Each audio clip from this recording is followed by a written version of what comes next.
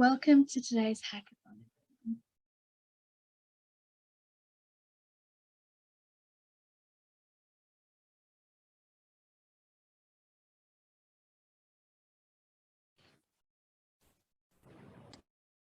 Before we start, I'd like to make an acknowledgement of country. Acknowledgement of country, for those of you who may not be familiar, is a practice that we do in many parts of Australia to acknowledge the Aboriginal and Torres Strait Islander peoples, the First Nations peoples, who have lived on these lands where we work and play today for many, many tens of thousands of years. I come to you from the Tharawal First Nations peoples' lands in southwest Sydney, who are part of the broader Eora Nation. I respectfully acknowledge their elders, past, present, and emerging, and also recognise that the lands that I work and play on have never been ceded and coexist with the Commonwealth of Australia. I'd also like to do an acknowledgement of language.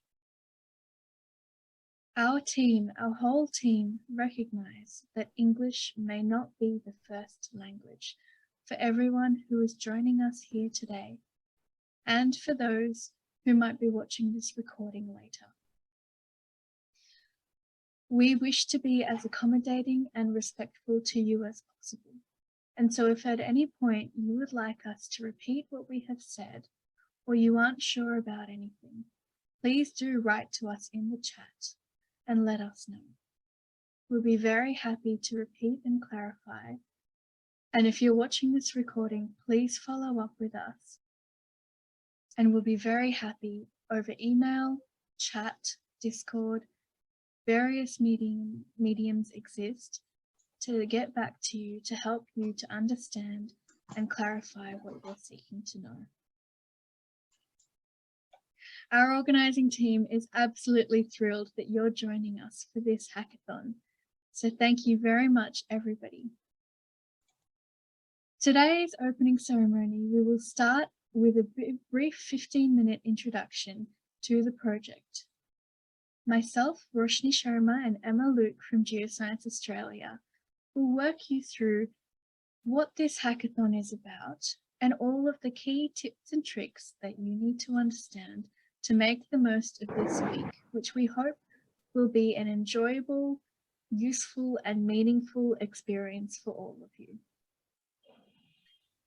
Following this, we will have two fantastic, amazing keynote presentations from Alison Rose from Geoscience Australia and Dr. Graeme Kernich from FrontierSI. We will then open space for networking, and we will be very happy to answer all of your questions. So please, at any point, write any questions that you have into the chat, and we will make sure that we answer them at some stage within today's program. If you have a question, it's likely that somebody else does too. So please don't hesitate to ask in the chat.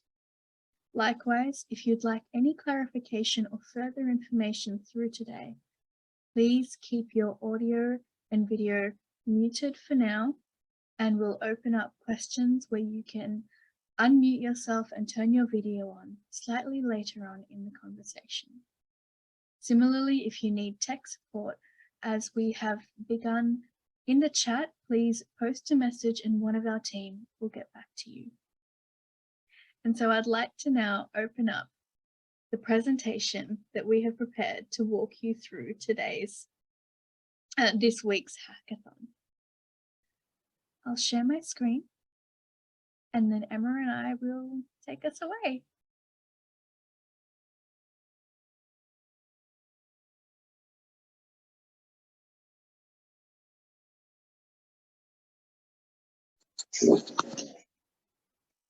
So welcome to the hackathon.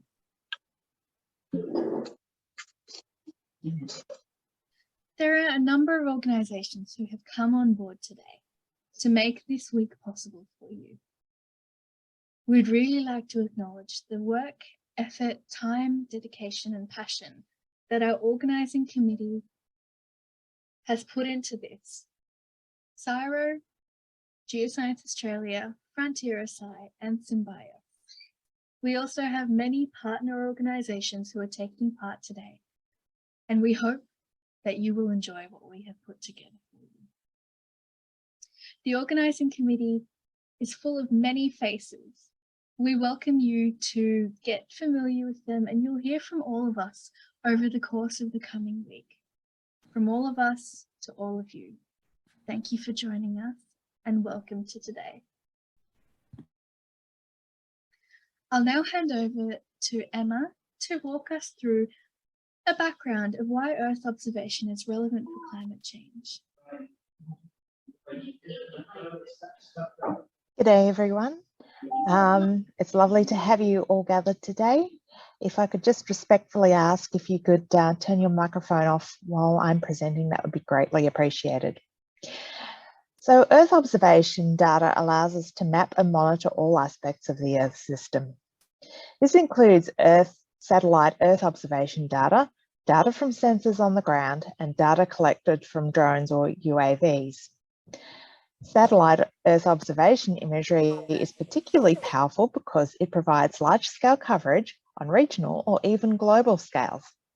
Some satellites, such as Landsat from the US system, also provide a long time series of data, which enable us to see change over months, years, or even decades. Earth observation data can then be combined with environmental models and other information, such as population or locations of infrastructure, to understand the impacts of climate change and human activity on the planet, and to help manage or adapt to these changes. Climate smart technologies are more relevant now than ever, and Australian businesses are in a unique position with the developed infrastructure to work with end users in Southeast Asia to create and commercialise effective and timely products and services that can create real impact. By building relationships between Australian EO practitioners and Southeast Asian counterparts, this project aims to strengthen regional science relations, support climate resilience through the design and implementation of next generation spatial technology. Australian businesses will have the opportunity to participate via workshops, training, hackathons, and business support opportunities to develop end-use products for Southeast Asia. The EOCSI technology operates in a cloud environment that gives users access to vast quantities of openly licensed satellite data without the need for local storage or supercomputing infrastructure. Users can then interrogate this system to better understand their local and natural built-in systems, such as tracking urban encroachment, deforestation, or coastline degradation. Products and applications derived from the platform could benefit many activities, such as managing natural resources, food security challenges, climate change adaptation and mitigation, energy, transport, and urban development. This project is funded by the Australian Government's Department of Industry, Science, Energy and Resources through the Supporting Australian Innovation in Asia initiative, with contributions from regional partners. Next slide, please. So here are some examples of the use of Earth observation to assess environmental issues linked to climate change or human activity. On the left, forest loss in Vietnam has been tracked for multiple decades using two satellites, Landsat and Sentinel-2, to produce estimates of ecological vulnerability to guide forest management actions. On the right, the MODIS Aqua satellite was used to measure sediments being discharged from rivers into coastal waters in Sarawak, Malaysia. This approach was used to improve monitoring and management of coastal water quality in the region. Other examples of this technology in use include coastal erosion, urban sprawl, saline intrusion, and flooding. The information derived from Earth observation allows us to track these processes and to allow scientists, businesses, and government to make better data-driven decisions to plan for the future.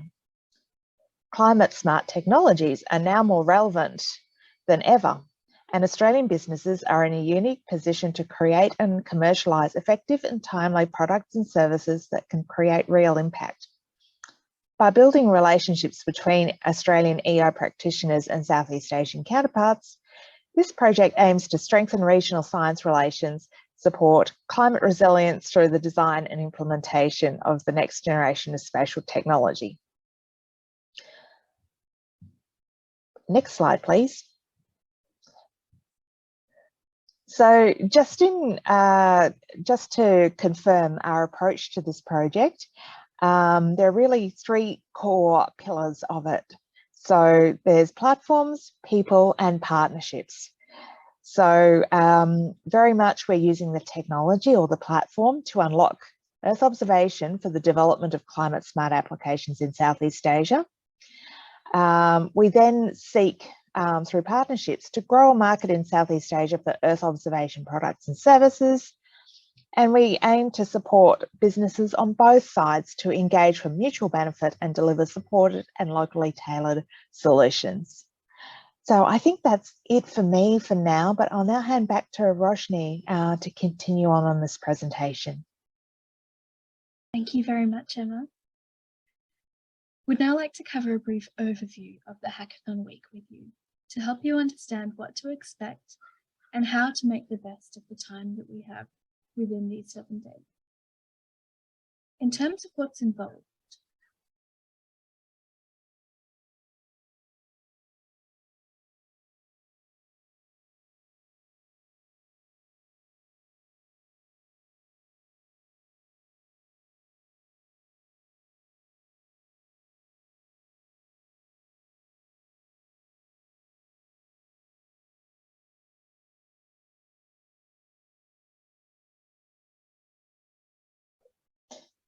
Roshni, I think your audio just dropped out.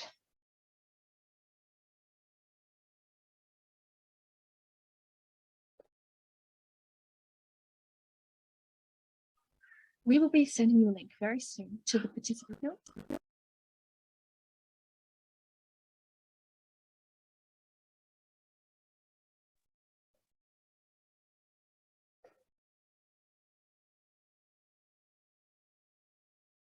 Sorry, Roshni, I think we've lost you again. Oh no, can you hear me now? Can now, yes. Okay, fantastic. Sorry about that. So we will have a participants agreement that we will email over to you very soon. The first step is to read over this and complete it, and we have with us Melanie Plum, who will be able to walk this through with you and answer any questions that you might have straight after the keynotes. Completing this form is to help us protect you and your privacy, and also to provide all the details that are required to get access to the EOCSI platform. The next step is to attend the daily sessions, and the participants' handbook that we will send to you very soon details the full program, as well as more information about each of the sessions, the speakers, and the organising committee and judging panel. We'll be running networking groups to help you find friends and form a group, and we will also have the Discord channel available for you to do this outside of session time as well. Each day we have set goals that you can work through with your group, and we also have provided technical workshops and drop-in sessions that you'll be able to leverage to make the most of the time available to develop your big idea. On Friday, during the closing ceremony, we welcome each group to present their slides, their pitch deck slides. We have a template provided for you in 5 minutes at a time, and hear what all the other groups are doing as well. As I mentioned, there are several types of sessions that are available. We hope that these come together to provide you with different types of engagement with the content of the hackathon, the technical sessions, as well as being able to meet each other and develop your big idea into something that can go further to become real. More details about each of these can be found in the participants' handbook, which we will pass over to you very soon. We have a range of keynote speakers whom we're very, very excited to share with you. Each of these speakers will be speaking over the 5 days available, and we hope that their content, varied as it is, will bring you different perspectives, new ideas, and information about the path forward for your big idea. As I mentioned, networking is very important for each and every part of this hackathon. And so we hope that the different aspects that we've provided in networking helps you to be able to achieve what you need to work with others to make your big idea a reality. A quick note on intellectual property. What you bring and create in this hackathon remains yours. We offer the platform and support to help you grow your idea, but the actual IP remains yours. As I mentioned, there is a hackathon Discord server. This is a place where you can meet online, and the link to join this will be provided in the participants' handbook. There are various hackathon challenge themes available. We are very happy for you to choose one or more of these, as we understand that they do overlap with each other. You and your group will work on a project that fits in one or more of these themes, and we hope that this provides you with clarity to be able to delve into how to commercialize your big idea. I'll now hand over to Matt to speak about the EOCSI platform.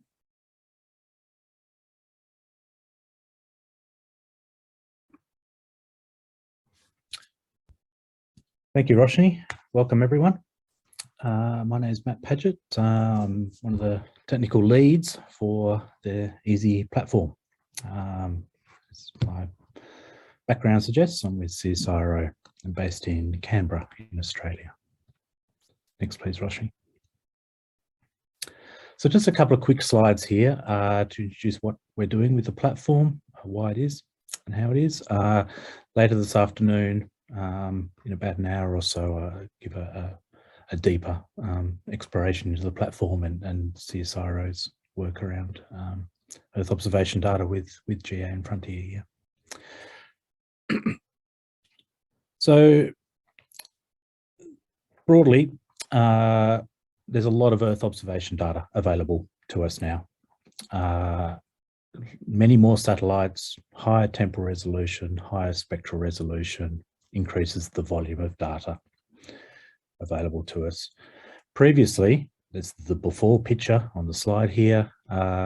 Every organization, work group, team would process the data in their own individual ways from the satellite through the storage and produce their own products. The opportunity now, particularly driven by the Open Data Cube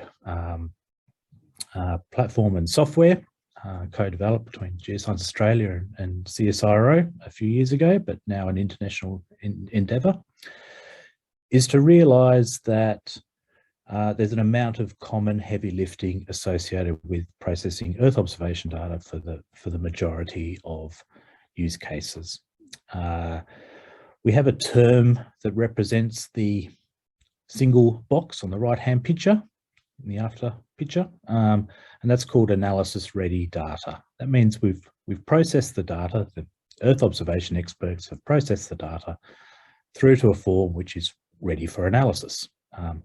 Typically, this means it's been corrected to be a surface parameter, be it a reflectance or a vegetation or a water measurement. After that, the many users, the Open Data Cube software allows many users to use those same prepared data sets to produce their custom analyses. So what we're doing here is twofold. We're coordinating the common heavy lifting part of the using Earth observation data, And we're doing all of this in the cloud, particularly Amazon Web Services in this case, because a lot of the Earth observation data lives in the cloud these days. So to help manage the volumes of data, we move our processing to the data rather than copying the data to our desktops. And this is the intent. This is the intent of the EOCSI platform, to move our work to the data in the cloud. And the cloud also offers other features such as very high level of scalability and good resilience and cost effectiveness in terms of using compute resources only when required. We can go into more detail around those topics. Next, please. So here we are. So this little graphic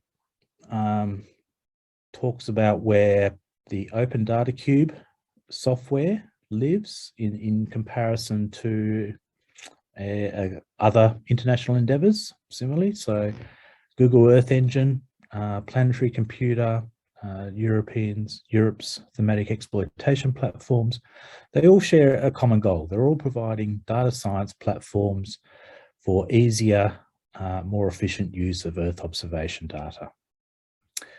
From the Open Data Cube software point of view, this has spun out a number of platform initiatives, particularly normally focusing on geographical areas around the world operated by the organisation, the host organisation. In particular, many people may be familiar with Digital Earth Australia, one of the first platform implementations using this software. Digital Earth Africa, similarly, both of those are managed or have been managed and built by Geoscience Australia. And then the EOCSI platform, Earth Analytics, Science and Innovation, is CSIRO's take on the same thing. Main differences are organisational objectives, and rather than the technology. The technology is relatively common between what we do in CSIRO and what Geoscience Australia has developed with Digital Earth Australia and Africa.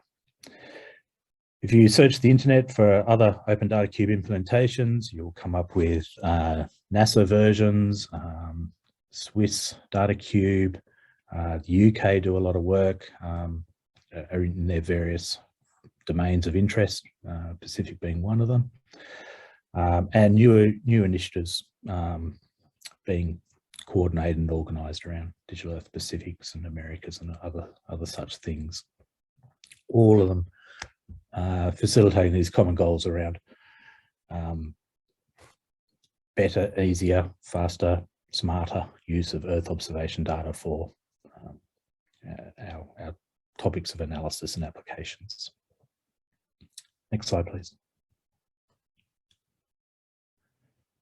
Quick summary of some links and some data sets and so forth available in the EOCSI Southeast Asia platform. Commonly, users will enter via a Jupyter Lab interface, and in this face, you have access to a lot of the Python data science libraries and Jupyter notebooks to work up your own, develop your own analyses with taking some examples of other work through other notebooks and adapting them to your own use cases. There are a couple of other services listed there in the bottom left, a map explorer to show which scenes and products are indexed into the Open Data Cube database, a GeoServer instance for some spatial and raster data that's collated over time,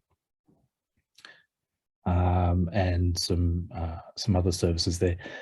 The bottom left-hand link, notebooks to a GitHub page, that'll be an active site worked on during this week and further into the course of the year.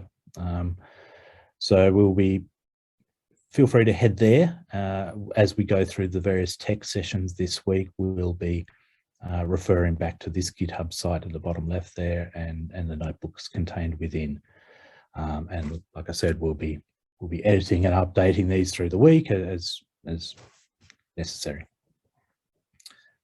On the right-hand side, a quick little table of most of the data sources in the platform. Landsat and Sentinel-2 coverage, ubiquitous, they're everywhere. A few digital Earth, digital elevation models, some MODIS ocean data, and some meteorological, some data, and we have coming through very soon in the backlog, Sentinel-1 SAR, MODIS land products, and some other data sets which we flagged as reasonably high priority, that can be bumped up the priority list and move forward on depending on what our participants this week require and desire. Thank you. I think that's it for me, but stay tuned for a later session where I'll go into a bit more detail around EOCSI. Thank you, Roshi. Wonderful. Can everyone hear me this time? Great. Wonderful. I love it when technology works. So in terms of what happens after the hackathon week, essentially we have a template slide deck that we'll provide to you, which each group will fill out for the closing ceremony, where you'll have 5 minutes to present your slide deck. The judging of these slide decks will occur on 4 key areas: the validity of the science, the quality of the innovation, the commercial viability, and the overall quality of the idea. More details will be available in the participant handbook, and we have 5 judges: Professor Stuart Finn, Dr. Jasmine Muir, Rob Law, Emma Luke, and Phil Delaney. More information on the judges is also in the participant handbook. I'll pass over to Emma to speak about the phase 2 of the EOCSI project, which we have punnily named EOCSI Launch. Over to you, Emma. Yep. Thank you. So I'm really excited about what we're doing this week and what happens after this week. So essentially throughout this week, you'll have the opportunity to work with many,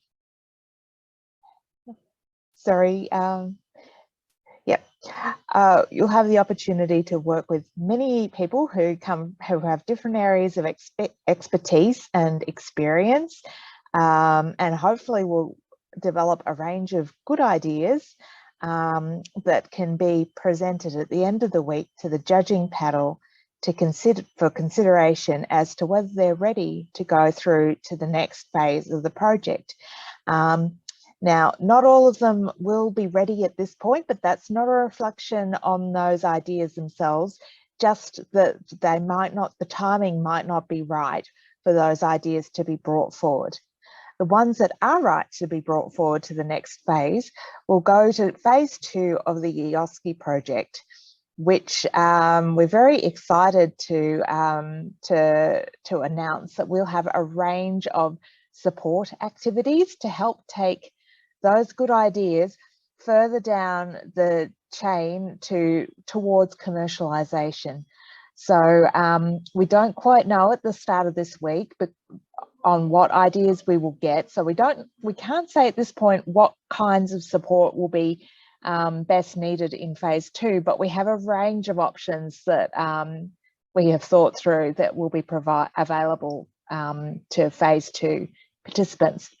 So some of those items include funded mentoring, training and business support by Australian experts to develop these use cases into prototype products. Next slide, please. So this just gives a bit of a timeline on what we'll be doing over from phase 2. So we have the hackathon. Can we just go? Great, thank you. We have the hackathon this week. So we're just sitting in July. Then by mid-August, we're looking at some co-design workshops with technical and subject matter experts. And that's just with a view to really help get the best out of those ideas and give them the most chance of success as advanced concepts and prototypes. So then in early September, we will be helping the participants for phase 2 to develop those good ideas into prototypes on the EOCSI platform.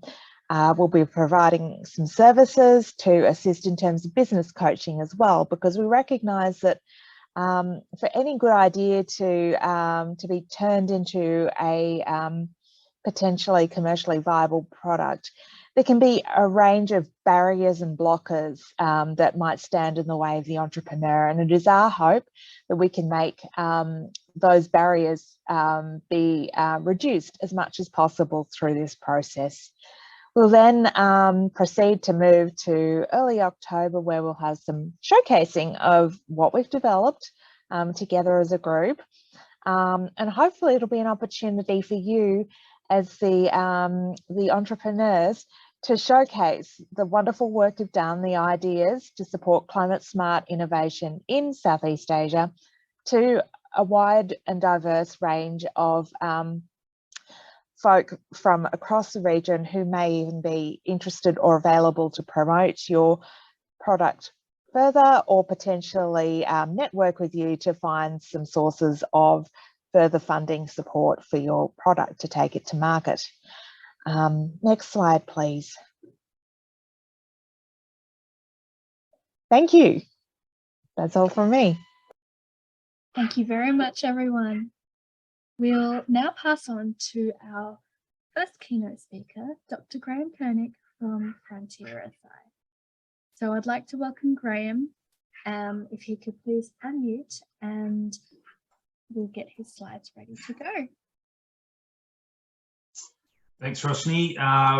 Thank you for the invitation for today. It's great to participate. While you're getting the slides up, my presentation effectively today for about 10 to 15 minutes is really covering what FrontierSI does, just a couple of examples of the work we do in Earth observation, and importantly coming back to the climate change piece as well. So next slide, Roshni. So I really wanted to start by just talking about the overriding driver here, which for us is understanding how we can address climate change. So early this year, the World Economic Forum surveyed a number of the participants and found that the 3 top impact risks by severity are in this order: climate action failure, extreme weather event mitigation, and biodiversity loss. All of these areas are fundamental to Earth observation and space. And so we're seeing increased risk of climate change. We're seeing real vulnerability in our areas. I've just picked on this slide just to highlight a couple in the Pacific Islands area in Australia. It's impacting everything we do in terms of planning, our financial markets, people's livelihood. It's a real issue for the globe, and only collectively through working together and working with data to monitor and show the impact of climate change in a really, I guess, quantified way, can we get some progress towards that. And for us, Frontier, we've been involved in working in this area in particular for well over a decade. Some of our work was recognised at COP21 in Paris a few years ago in terms of our Pacific work and the work we did with looking at sea level rise. So it's an area in which we believe we can make an impact and continue to do so. Next slide, please. So I think we heard from a couple of the earlier speakers about the impact that we can have. We know that we've got a lot of satellite data available that's held in various archives. How we can free that up for people that can then look at it, combine it with other data, bring it with other remotely sensed data as well to look at the effects over time, and then build future forecasting models is fundamental. So how can we use it in our predictive capability, in our impact severity, in our geographic regions as well, and then understanding, I guess, how we build better, more resilient monitoring frameworks that allow us to plan better and respond more quickly to the events that are going to occur is fundamental, and space-based data is really a massive contributor to that and the essential climate variables. Next slide, please. Frontier is an organisation that is fundamentally about bringing together collaborations. We are all about how we build with our partners fundamental large projects which solve big problems that collaboratively using our space and spatial expertise. That's what we've been known for over the past almost 2 decades. It's what we'll continue to do, and really it's about, for us, understanding how we better apply research and innovation to solve those large problems. Next slide, please. To do that, we work globally with a number of partners. This is just a list of some of the ones we work with. Our core partners in industry who help us spatially and in the space area, some of the key universities we work with, and also some of the core government agencies that we're involved with. Next slide, please. To do what we do, we need global partnerships, and so for Earth observation, which is a key focus for us, we work with a number of organisations that have really strong interests in that area around the world. This allows us to keep up to speed with the latest changes in technology, where there's I guess opportunities for impact, and we maintain and sustain these networks to really help us help to solve problems better. Next slide, please. As a result of those partnerships and working with our key partners, this has led us to actually work in a lot of countries around the world. We have active engagements globally right now in several of these countries. We work really closely in Asia and really closely in the Pacific, in particular around Earth observation. Next slide, please. The way we work is to have a group of people that understand how to formulate projects, understand how to solve problems, and bring together the right people. So networks and the ability to formulate projects and build collaborations which solve those projects is our key competency. Connecting partners, running capability demonstration events like this, working out how you bring the users into solving the problems and using infrastructures like the data infrastructures we're talking about today, I think really important. Next slide, please. To talk about our key capabilities, Earth observation sits across certainly the latter three, the three on the right-hand side here. We work fundamentally in spatial, which for us means positioning, navigation, timing. Earth observation in particular, whether it be satellite-based or airborne or ground-based sensors, in particular in the analytics area. So that's our core skill set. Next slide, please. So to bring us to the topic of today, which is Earth observation, we engage right across the spectrum in Earth Obs. So right from thinking about the research, and we have a large research program in Earth observation. We surround that with skills uplift. So that's things like user engagement, things like professional development, capability development, running hackathons. Those sort of activities are what we see is really important in taking the things we've built or our partners have built to the world so that they're easy to use. And so working with CSIRO is something that we strongly believe in terms of helping to, I guess, get the message about how you can build simple, easy to use data infrastructures and apply them to the problems we need solved today. To give you a couple of examples of that, I'll just share a couple of slides. So Roshni, next slide. We've been working with the Digital Earth infrastructure at Geoscience Australia for a decade, right from the conceptual thinking around how you build a data infrastructure based on large temporal data sets like that for Landsat, or Copernicus through to the proof of concept, through to now helping out with how you engage users, what users need, how they can better use this sort of data with different types of data, and how they can build it into workflows and processes that allow problems to be solved easier, and people to be kept up to speed with, or use it in their daily decision making. So great example is some of the user work we've done in a number of sectors around Digital Earth Australia, how that, and I think these are applicable. My last slide today will be just showing those reports and talking a little bit about that. But for this particular hackathon today, I think they're really relevant reports and worth people having a bit of a look at while they're working through the day, just to download and give them a scan. There's some really useful information which you can use in this particular hackathon, I think. So going to the next slide, please, Roshni. Just to give a couple of examples, and Frontier has a really strong team internally, and we work with our partners in this area. It's, as I said, one of our key planks.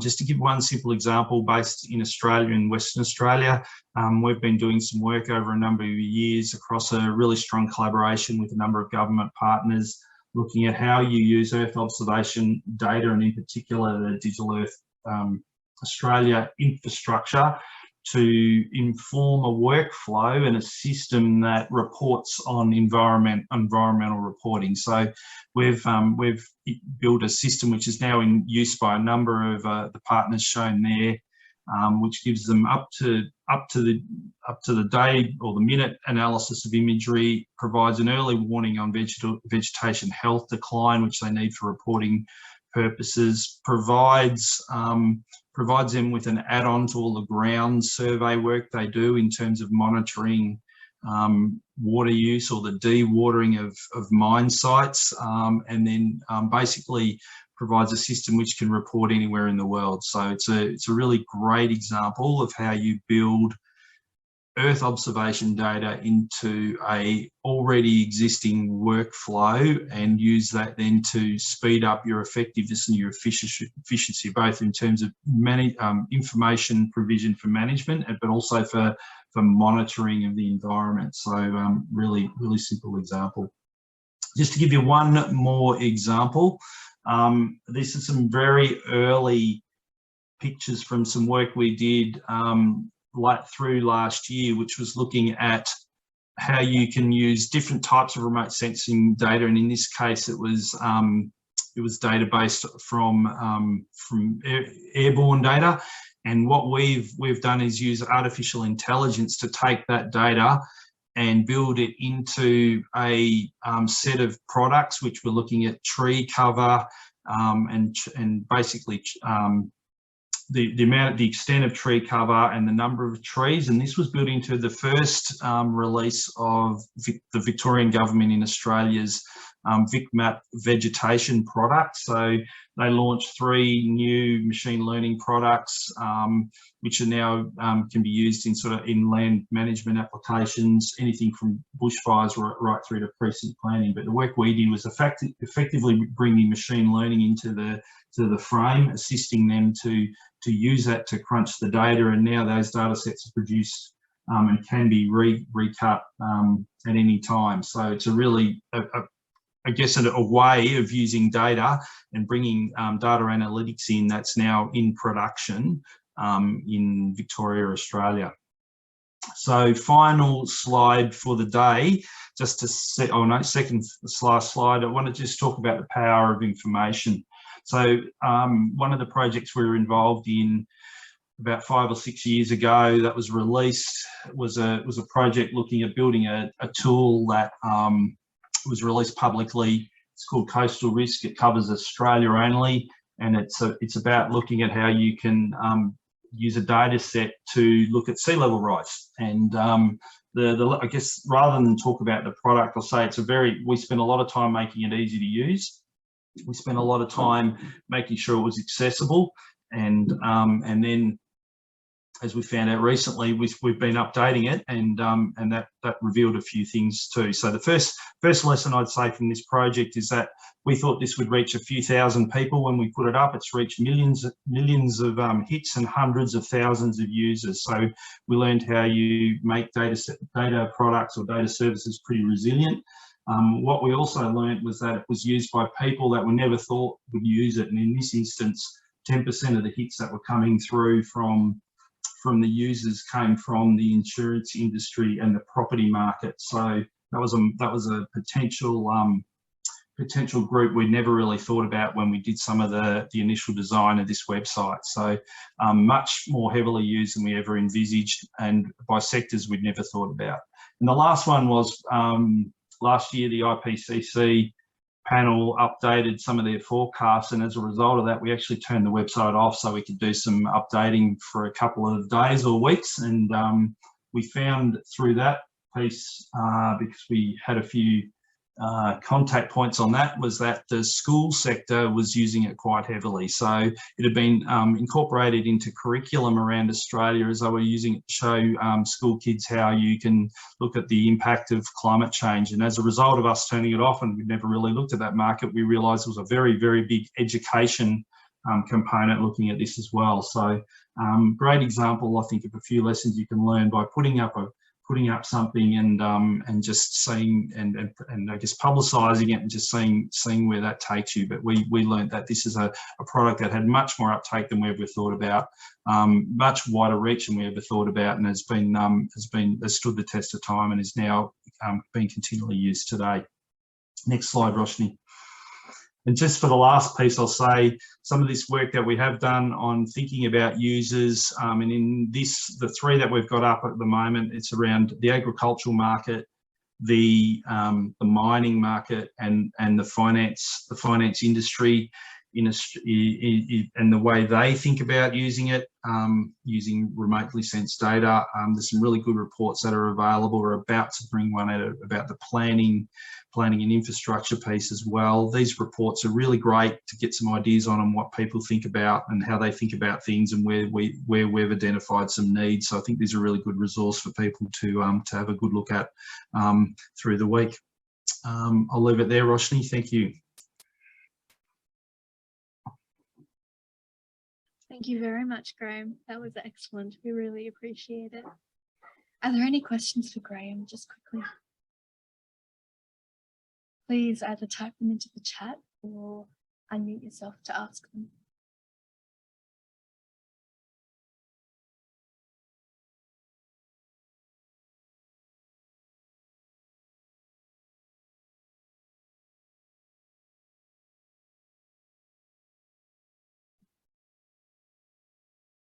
Last chance. Hi, I have a question about tree detection using machine learning. Yeah, I wanted to ask if this is only rolled out in Victoria in a small scale, and is there any potential for rolling out such a program in a global scale to map out, for example, disaster areas where after a cyclone hit, what are the land use changes in the area, what are the buildings that has collapsed and things like that? Or is there any restriction on what kind of area can this program cover because of maybe privacy issues in the country itself? I'd say that the work we've done can be applied elsewhere. It comes down to two things. One is what data you've got available that you want to operationalize the data set over, and second, what's the level of training data you've got. So I think there's no reason why you couldn't do that, but it depends on how you've collected the data and whether it will work, basically. So to come up with a statewide vegetation data set, we had A, to have good data, and B, spend some time making sure that the algorithms were trained to hit that specific data set. So if you can satisfy those two conditions, I think it's applicable over time in any region. I see, thank you. Great question, Akash. Anybody else would like to raise a question with Graeme?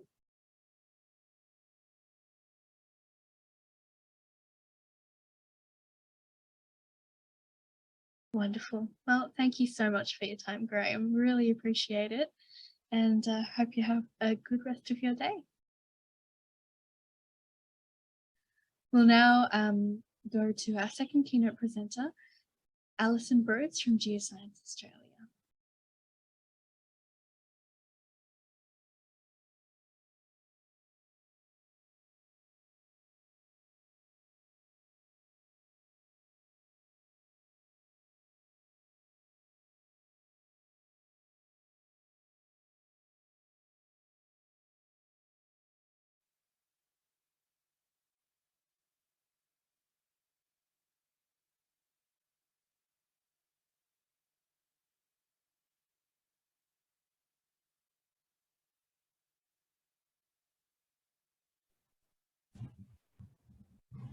Can anyone hear the sound? Hello everyone, I'm Alison Rose, Chief of the Space Division here at Geoscience Australia.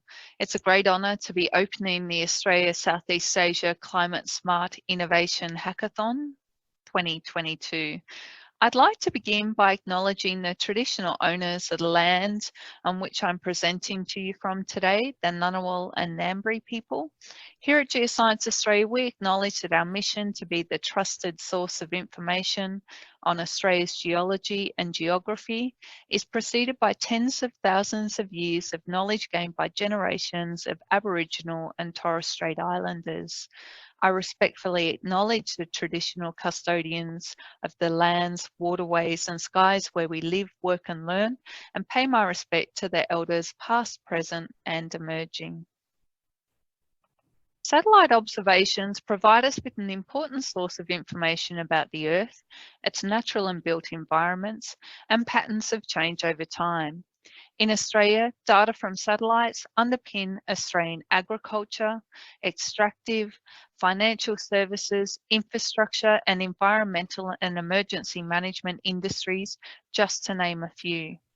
Thanks to open data policies, many sources of satellite data are freely available. However, there are still a few steps before it can be used, as shown in this satellite observation value chain on this slide. After satellite data is collected, it needs to be stored and quality checked and processed before this data can be used in products and services that provide insights to inform decisions. With each passing year, new generations of Earth observation satellites are creating increasingly significant volumes of data with comprehensive global coverage. In most cases, it is no longer a lack of data limiting our development of space-based applications. Instead, it's our ability to store, process, and analyse this big data. And this is where the Open Data Cube is able to help, by being able to quickly and efficiently process very large quantities of satellite imagery to make it easier for many users to unlock the true potential of satellite data. The Open Data Cube was developed as a partnership between Geoscience Australia and CSIRO, together with the US Geological Survey and the Committee on Earth Observation Satellites. The ODC makes the freely available satellite data we have access to more valuable and accessible to a greater range of users through its processing and analytical capabilities. Australia has made this powerful processing software open source and available to everyone. Since its development in 2015, there are now over 40 data cubes across the world, either in operation or under development. I'll now take a little time to talk about Digital Earth Australia, the Australian-wide ODC program managed by Geoscience Australia. In 2018, Geoscience Australia established the Digital Earth Australia program built on the Open Data Cube technology. The Digital Earth Australia platform makes the vast archives of Earth observation data covering continental Australia accessible and manageable. It converts raw data from satellite images into a wide range of products that provide insights on patterns of change to the natural and built landscape over time in Australia.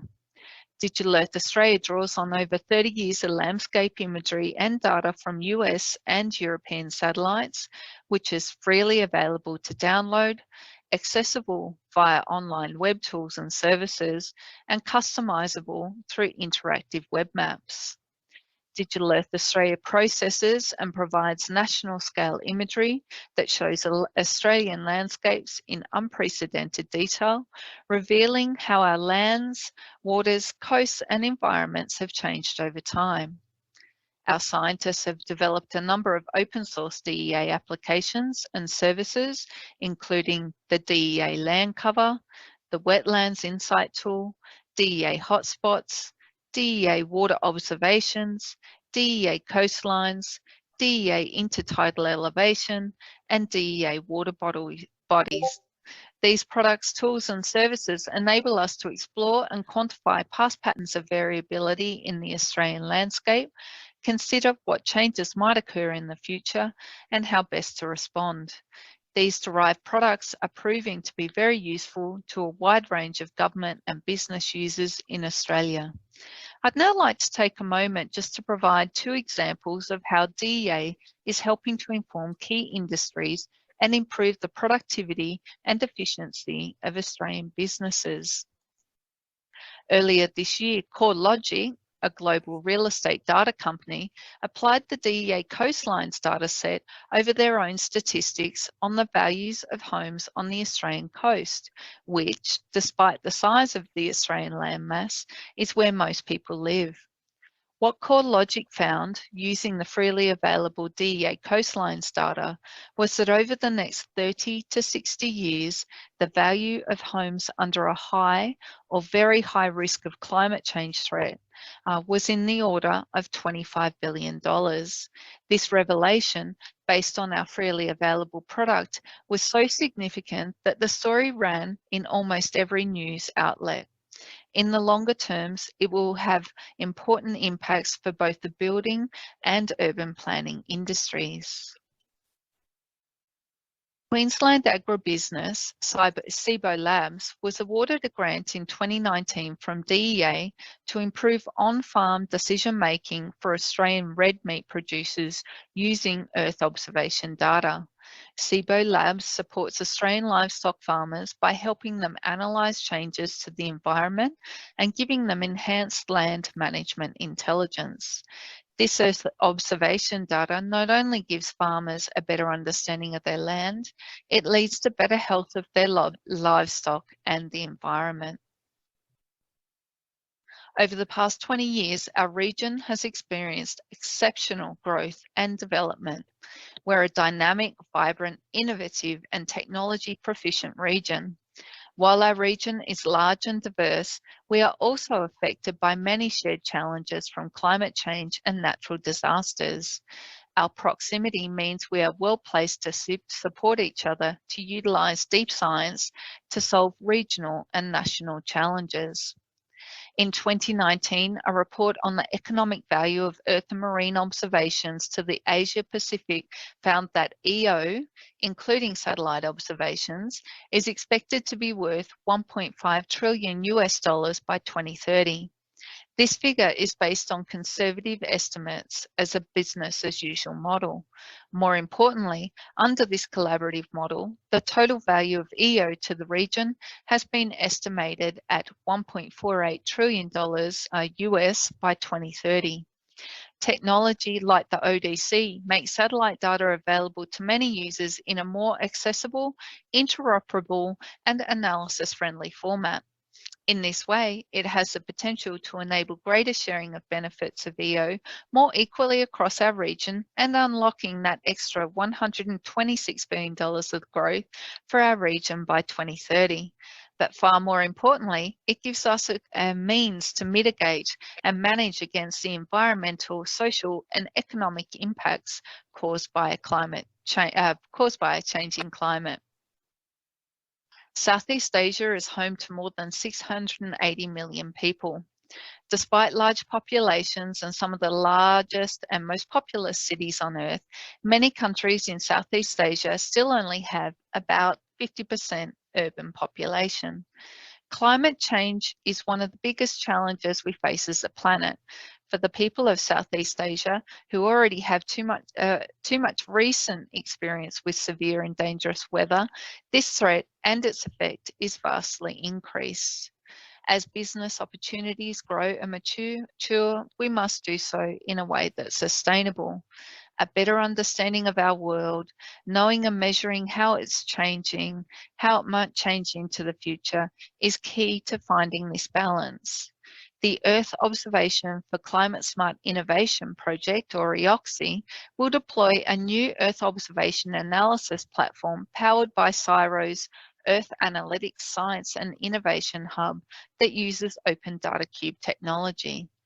The new platform will be used to engage local government, business and education institutions to take advantage of Earth observation for the development of climate smart applications.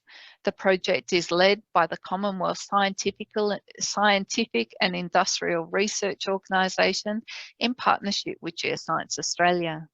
The hackathon activities are delivered by FrontierSI and Symbios on our behalf. The project was developed with the objective of supporting collaborations between Australian Earth observation innovators and Southeast Asian counterparts to build market interest and demand for innovative products and services based on Open Data Cube technology. The main goals of the project are to use technology to unlock access to Earth observation for the development of climate smart applications in Southeast Asia, grow a market in Southeast Asia for Earth observations, products and services, and finally, to support businesses on both sides to engage for mutual benefit and deliver supported and locally tailored solutions. The kinds of data, tools and insights that you'll be creating as part of this hackathon will contribute to the global geospatial data ecosystem. Geospatial data, including satellite data, is at the heart of most activities and events that happen every day. After all, almost everything happens somewhere. Geoscience Australia is very pleased to be playing a key role in Australia's geospatial capabilities through a number of flagship programs here that we're running at Geoscience Australia. The first being Positioning Australia, which will enhance the accuracy and reliability of positioning in Australia to enable innovative technologies across a range of industries and accelerate economic growth. We're also working together in partnership with our Australian Space Agency partners on the National Space Mission for Earth Observation. The mission will make Australia more self-sufficient when it comes to critical Earth observation data, while also growing capability and job opportunities that will set the industry up for future success. The information we get from Earth observation satellites is central to our everyday life, from forecasting the weather and responding to natural disasters through to managing the environment and supporting our farmers. Australia's first space mission is important to growing domestic space Australia's first mission is important to growing domestic space capability so we can remain safe and secure and create important economic opportunities. Digital Atlas of Australia is our third key program, which will bring together a range of curated, trusted national data sets from across government in an interactive, secure and easy to use geospatial platform using location as a connecting thread. The platform will enable the integration of space and spatial data and information, bringing together our foundation spatial data with our hazard, exposure, vulnerability and impact data, as well as our Earth observation data. These programs all help address the questions of what's going to happen, where, when, how and why, which is essential to governments and businesses alike in an ever-changing, fast-paced world. So where to next? As technology continues to evolve rapidly, it is becoming even easier to bring together different data sets in new ways to solve our most complex problems. For example, the combination of geospatial data and sophisticated big data processing capabilities makes it possible to build digital versions of cities. The digital twin technology is transformative because it can show an immersive, interactive, virtual reality of the world around us, how it was in the past, how it is today, and what it could look like in the future. We see many examples globally, like in Europe, North America, Asia, and other nations, forging ahead with sophisticated and easy to use spatial digital twins of their major cities. These nations are deriving significant benefits from embracing this technology, particularly around confidence in decision making, reduced stakeholder risk, and cost savings by applying the design once, build many concept. Australia is a highly urbanised country, yet many of our nation's challenges occur in and around our regions and in the interactions between cities and regions. The digital twin technology is important to Australia because we see the opportunity to apply it to model changes and create impacts in the wider landscape beyond our buildings and cities. Geoscience Australia are partnering with Commonwealth, state and territory governments, including through the Australian and New Zealand Land Information Council, to develop a national approach to digital twins. In recognition that our region shares many challenges, but also many opportunities, and that together we bring unique perspectives and capabilities that foster innovative solutions to shared regional challenges, Australia welcomes opportunities to work with our partners in the region. By participating in this hackathon this week, you're helping to promote a better future for our region, underpinned by climate smart innovation and Earth observation technology. So to conclude this talk, I'd like to share a few tips for getting the most out of the week. Firstly, please engage and network. Introduce yourself to someone who works in a different area or industry to you. I know that many of us can find this a challenge, particularly over virtual events. Our Australian team is here to help, to collaborate and to make connections, so please don't hesitate to reach out to us. Secondly, all questions are good questions, so please ask away. It is quite likely that someone else may have had the same question as you, so please don't hesitate to ask, as it's quite possible that your question may lead to a really interesting discussion owing to the unique perspectives and experiences from the range of hackathon participants. And finally, there's no such thing as a wrong idea. It may be just the timing. Although we expect only a handful of ideas from this hack to progress to the next phase, it will not mean that the other ideas weren't good enough. This is particularly relevant working in technological innovation. Often an idea might become more viable in the future due to a change of circumstance, such as a development in the underpinning technology, some additional technical or business support, or even for that missing part of the puzzle. So please make sure you document all of your ideas throughout the week and be sure to stay in contact with other hackathon attendees in the future, as they may be in a position to help when timing is right. Thank you for your time today and good luck with the hackathon.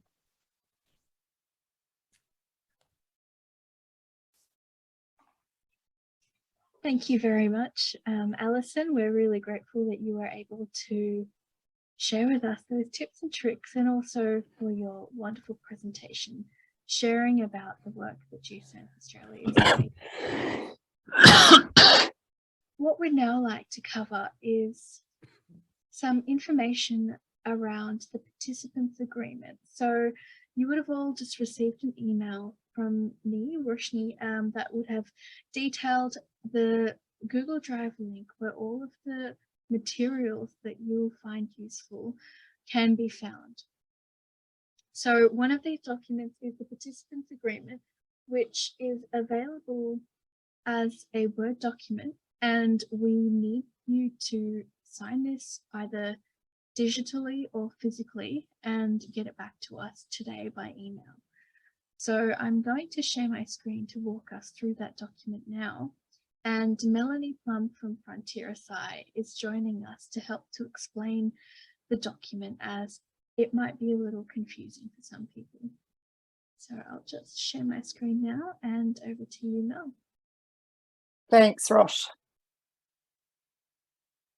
I think probably rather than walk through the whole document, it's got a few pages to it, but it's not too long. I guess just give you the overriding principles, I guess, of this agreement. which these are the terms and conditions under which you would, as participants in the hackathon event.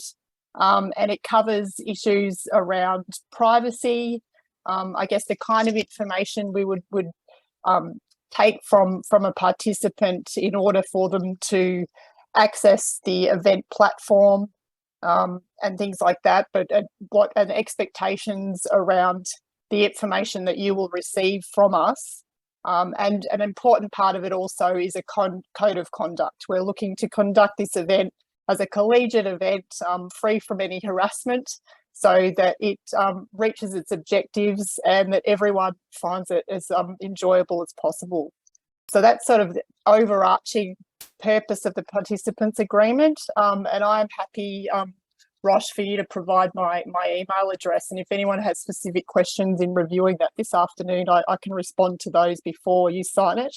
And I guess the last thing, which is what Rosh said, is that this is the way you formally are accepted into the event. So your formal acceptance will be upon receipt of that signed agreement back from Rosh this afternoon. Thank you very much, Mel. Does anybody have any questions for Mel at the moment?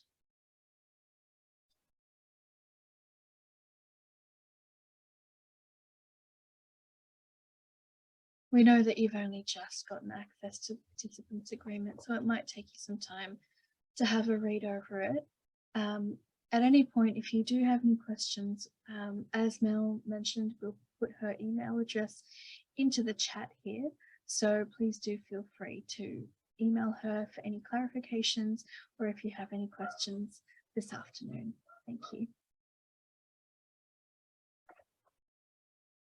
And so we will now go through one of the essential parts of this hackathon, which is networking. So just before we launch into the next session, which is an introduction to EOCSI by Matt Patchett from CSIRO, we'll do a short round of speed networking. So what we will do is we will create a number of rooms. You'll each have 2 to 3 participants per room, and we'll give you 5 minutes in the room. We hope that this allows you to just have the start of a conversation, and if you have any questions, you can always type them into the chat. You will be able to return to this, the main room, at any point should you feel uncomfortable or you're not sure about what to do. What will happen is a small box will come up onto your screen and you'll click that to join your breakout room. All rooms will be open for 5 minutes, so you'll be able to speak with the other participants in that room. Guidelines that we like to give for this are to speak about what brings you to this hackathon, what you're hoping to gain from being part of this hackathon. And, you know, you can even speak about where you live, what you do, what you're interested in outside of work, anything. So I'll now open up these rooms and see you back here in 5 minutes. Thank you.